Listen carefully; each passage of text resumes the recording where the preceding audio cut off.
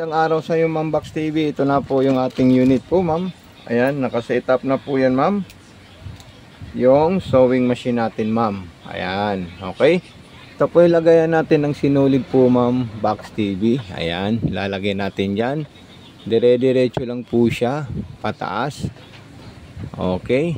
Tapos, pababa na naman po. Ito yung tension, pwede po natin yan higpitan, ma'am.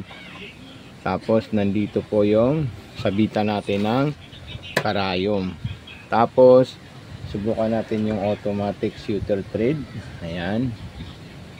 Okay, so function po siya, ma'am, yung automatic shooter thread natin. Pakain natin sa kanya yung sinulid natin. Ayan. Okay.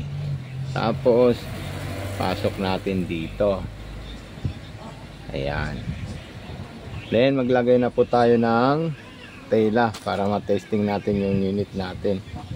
Ayan. Okay, yung straight line, pupunta pa tayo dito sa 1 and 7.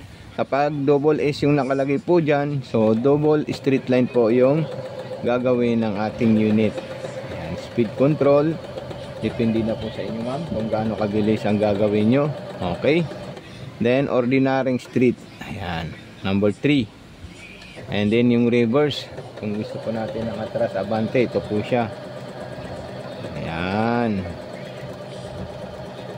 Okay, so tingnan natin yung ginawa niyang stitches design. So napakaganda.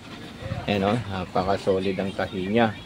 Okay, sa zigzag naman po, pwede nyo po lagi sa 3 in 9, pwede pong masinsin yung zigzag natin, pwede rin pong double zigzag. Depende kung anong gugustuhin nyo pong double zigzag para sa double SS. Ayan. Yung double SS, yun po yung mga combination design ng kulay purple.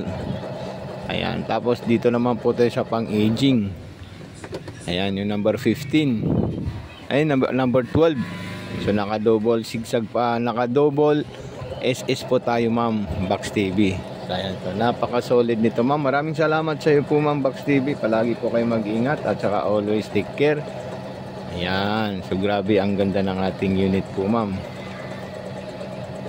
Ayan, so okay. So ito na po siya, ma'am.